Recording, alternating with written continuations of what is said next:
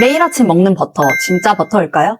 라벨에 버터향 스프레드라고 써있다면 지금 바로 냉장고 확인하세요.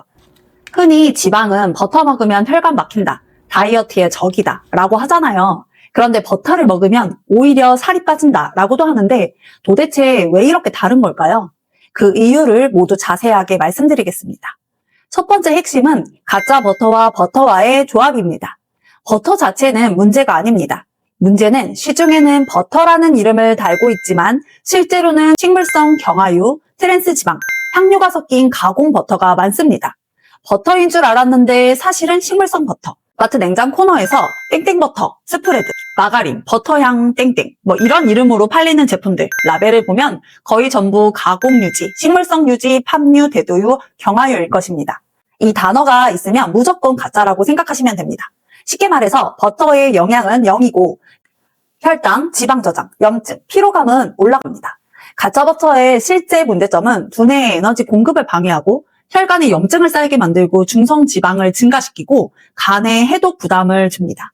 우리 세포는 지방으로 쌓여 있는데 이런 가짜 버터는 오히려 혈관 염증과 대사 장애를 유발해서 호르몬 밸런스를 무너뜨리고 여드름성 피부, 아토피, 피로감, 집중력 저하, 갑상선 저하 등의 증상이 나타날 수 있습니다. 시중의 가짜 버터는 지방으로 위장한 탄수화물 폭탄이라고 볼 수 있습니다. 이걸 먹으면 혈당이 오르고 인슐린이 분비돼 지방 저장 모드가 켜지고 체중이 쉽게 늘어납니다. 겉모습은 버터인데 실제로는 덱스트린, 설탕, 향료, 그런 지방과 탄수화물 혼합물이기 때문인데요. 반면에 진짜 버터는 유크린 100%, 첨가물 없는 AOP 인증, 목초버터는 부티르산 뇌의 에너지원이죠. 그리고 비타민 A, D, E, K, 오메가3가 풍부한 건강한 지방식품이에요. 결국 버터의 질이 살을 찌우느냐 빼느냐를 결정하는 핵심입니다. 그리고 문제는 버터를 어떤 것과 조합해서 먹느냐인데요. 탄수화물과 함께 먹을 때 예를 들어서 토스트 위에 버터 한 덩이, 밥에 버터 간장 비벼서 김치 한 입, 이런 정제 탄수화물과의 조합이 바로 지방 저장 모드를 켜는 최악의 조합입니다. 지방 자체는 인슐린을 거의 자극하지 않기 때문에 지방 단독으로 먹으면 인슐린 분비 없이 에너지로 사용되지만 탄수화물과 지방을 같이 먹으면 인슐린이 오래 분비되고 지방은 연료로 쓰이지 못하고 그대로 뱃살로 저장됩니다. 반대로 단백질이나 채소와 먹으면 완전히 다릅니다. 계란, 소고기, 닭가슴살, 채소와 함께 버터를 섭취하면 혈당과 인슐린이 안정되고 지방이 즉시 에너지로 사용됩니다. 계란 프라이에 버터에 볶은 시금치를 드시면 지방 연소가 되고 버터로 구운 연어에 아스파라거스를 드시면 혈당이 안정되는 이유와 같습니다.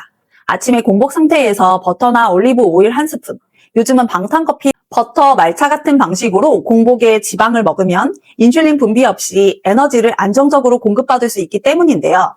지방은 소화가 천천히 이루어지고 혈당을 올리지 않습니다.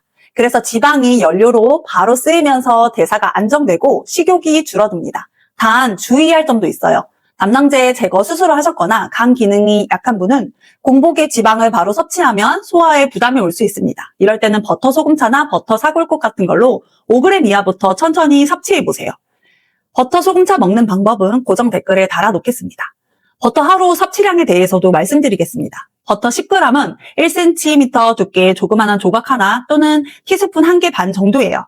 아침 공복에 버터 소금차 10g에서 15g, 점심 요리에 사용할 때 계란 채소 볶음할 때 10g에서 15g, 하루 총 20g에서 30g을 드시면 되고 포만감이 좀 적거나 하시면 조금씩 더 드셔도 될 것 같습니다. 지방이 대사를 살린다. 지방은 단순히 칼로리가 아닙니다. 좋은 지방은 오히려 세포의 에너지 공장을 살리고 미토콘드리아 기능을 회복시켜줍니다. 좋은 지방을 먹으면 염증이 줄고 인슐린 민감도가 높아지고 대사가 개선되어 자연스럽게 살이 빠질 수 있는 몸 상태로 바뀝니다. 지방이 혈관을 막는다고요? 많은 분들이 여전히 이렇게 생각합니다. 지방을 먹으면 혈관이 막히지 않을까?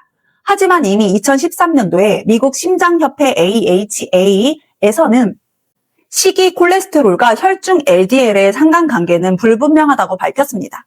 2020년 미국 심장학회 역시 포화 지방 섭취를 줄인다고 해서 심혈관 질환이 줄어든다는 강력한 증거는 없다고 결론 지었습니다. 오히려 혈관에 나쁜 건 과한 정제 탄수화물, 가공식품, 트랜스 지방과 식물성 경화유입니다. 즉 지방이 아니라 인슐린과 염증이 혈관을 해치는 주범이라는 겁니다. 많은 분들이 이렇게 말합니다. 내가 살이 찌는 건 단지 너무 많이 먹어서야. 하지만 의학적으로 보면 비만은 과식의 결과가 아니라 호르몬 불균형, 특히 인슐린 과잉 분비의 결과입니다. 탄수화물, 특히 정제된 탄수화물, 밀가루, 흰쌀, 설탕, 액상과당 이런 음식들은 소화가 빠르게 되어 혈당을 급격히 올리고 인슐린을 폭발적으로 분비시킵니다. 이 인슐린이 바로 지방 저장의 스위치예요. 한번 지방 저장 모드가 켜지면 우리 몸은 에너지를 쓰지 못하고 계속 허기를 느끼게 됩니다. 그래서 더 먹게 되고 더 앉아있게 되고 결국 지방이 쌓이는 악순환이 반복되는 거죠. 오늘 내용 정리해보면요. 우리가 살이 찌는 진짜 이유는 지방 때문이 아니라 탄수화물과 인슐린 때문이다.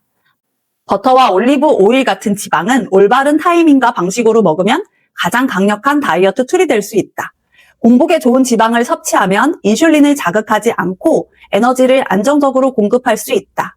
정제 탄수화물과 가짜 버터, 식물성 경화유야말로 진짜 적이다. 오늘 내용이 여러분의 식습관과 다이어트 방향을 새롭게 바꾸는 계기가 되셨길 바랍니다.